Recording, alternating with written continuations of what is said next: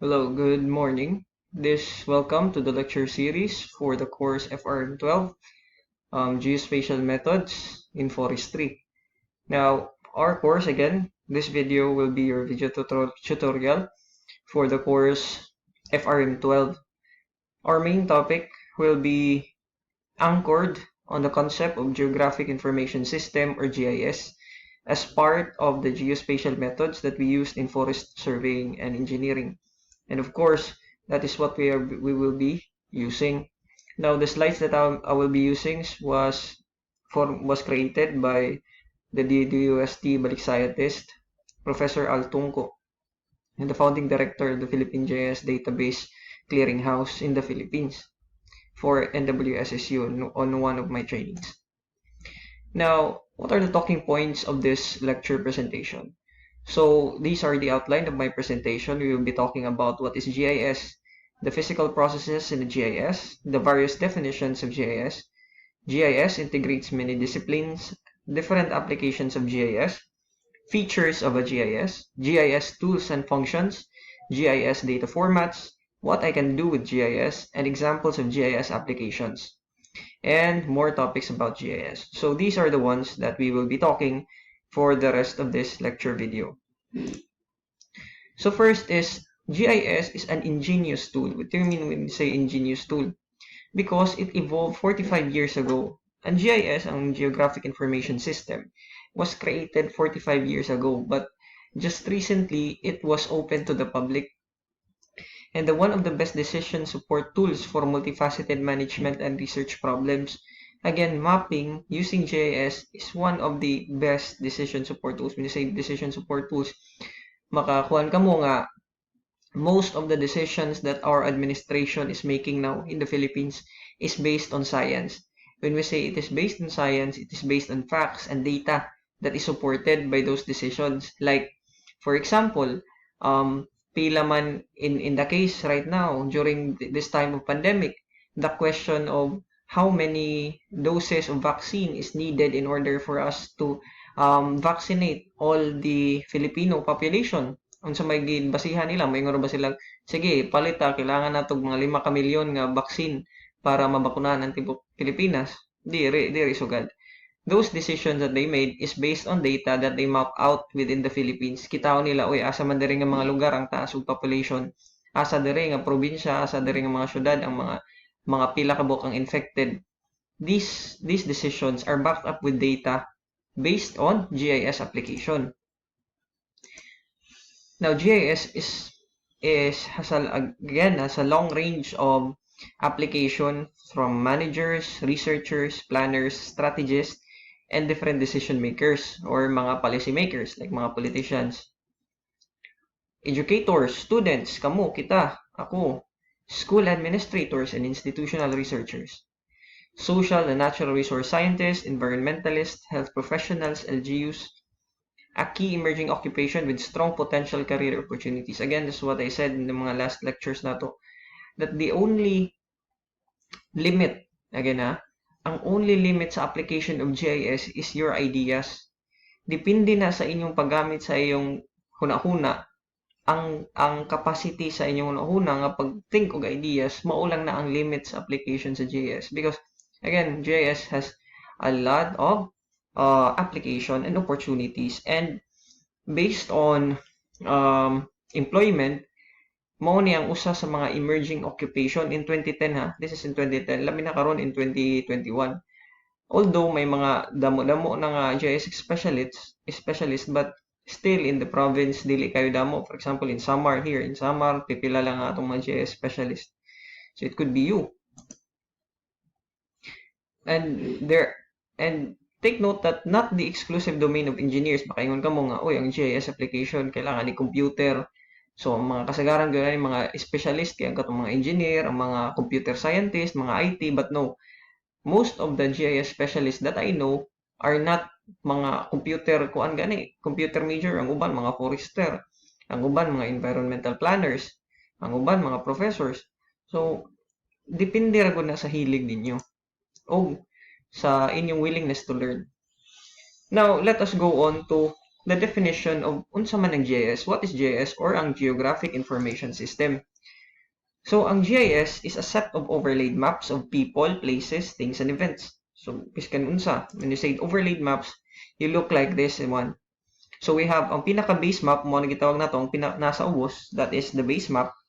We have the geodetic control points. When you say geodetic control points, kung nagsusurvey ka mo sa atong surveying, may nakita mga points from the ground nga gin-survey gyud ng mga geodetic engineers, mo na gitawag geodetic control points because they are accurate.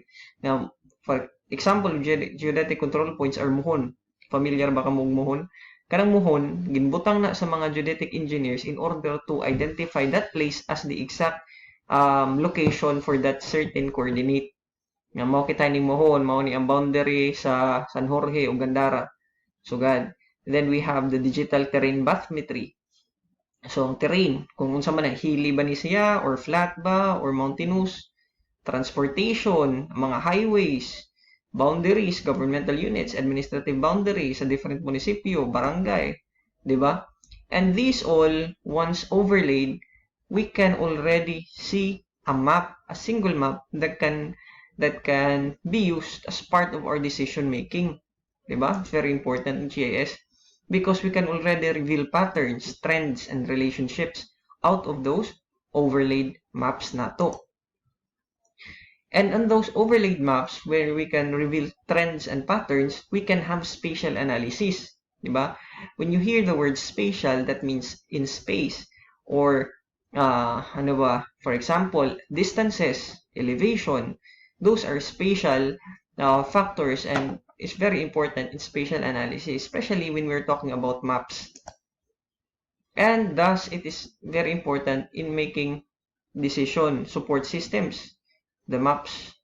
Because when you look at maps and you overlay those data, we can easily pinpoint what will be the decision that we will be making, what are the management strategies that we will implement in that particular area with that particular specific problem. Ito. So, unsa man ang mga basic function of a GIS? In order for you to operate GIS, because GIS is Geographic Information System, it is a software. It's a software, not just a software, but it's a combination of both. We have the hardware and the softwares. So, we have here the hardware is our computer with the computer program. Then, we have here the data in tabular form. Example, this is the municipality, and we look at the population or ang kadamuon sa tao sa usa ka munisipyo. This is from my place in Sugod, Southern Leyte. Oh, this is in Southern Leyte. These are the different municipios sa Southern Leyte. Then we can already have this basic function of GIS is to make tables and graphs. So makita nato in this tabular data, mga numbers lang, but if you analyze it and you present it this way, mas dali siya makitaan, mas dali siya maintindihan sa imong mga viewers, di ba? I-compare nimo, nagkita ka ni nga table nga may mga numbers, compare nimo diri sa graph. Mas simple, mas easier to make decision out of this graph, di ba? Pagkita nimo, butang kita na to ang kaning pinakataas unsa man ni population diri sa y-axis, ang x-axis nato is ang munisipyo. Makita nato that ang city of Maasin, the capital of Southern Leyte, had the highest population of more or less 80,000 people, di ba? So gadla. And plus, once you have these graphs, mas madali maintindihan if we have maps. Makita nato diri nga this munisipyo, pag i-layout nimo sa map, then we have this population map. The darker the color of red, the higher the population. So bisan pag wala ka nakita diri sa imong table data or diri sa graph, nganhila sa imong map, makita na nimo hain diri nga lugar ang kataas og population, like here, Sugod, Inunangan, Maasin, Mapula. Limasawa, lighter ang ka-red. That means na guti ay lang ang tao compared din sa mga uban nga mga lugar.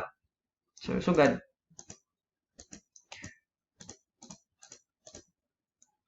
Here, we have also population density. Kanina is the population. That is the total number of people that is living within that particular place or that municipality. Well, when we talked about population density, that means that is the number of people within a specific area sa ilang locality.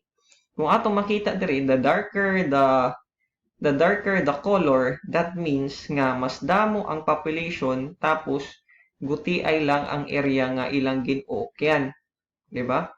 Now, kung kita na to tanawang Limasawa Island, this is an island. Although sa population kanina, guti ay lang ang population ngani sa Limasawa, pero when you talk about population density, ang ilang area, since ang isla man ini, guti ay lang ang iyang land area, tapos ang iyang tawo, damo, mauning nahimo siyang darker ang color and violet because the number of people exceeds the carrying capacity of the land to support those number of people. Well, for example, may da din Silago.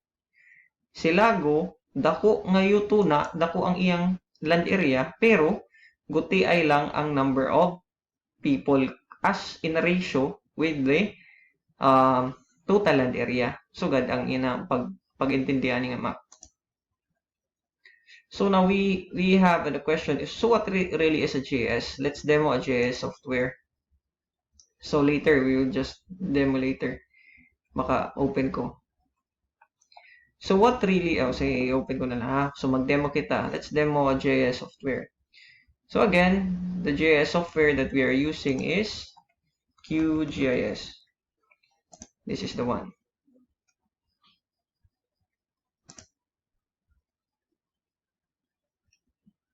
So ang atong latest, and it is advised that we use the long-term release or the latest GIS software. This is QGIS 3.16 Hanover. This is the long-term release. You can just search it in Google if you want to install it in your laptops or just PM me. So ako kung mahatagan sa exact link para ma-download ninyo ang ining application. And pwede gyapon makanhi ka mo if may time ka mo makanhi ka mo sa eskwelahan atong installan ng inyo nga laptop og QGIS if you want.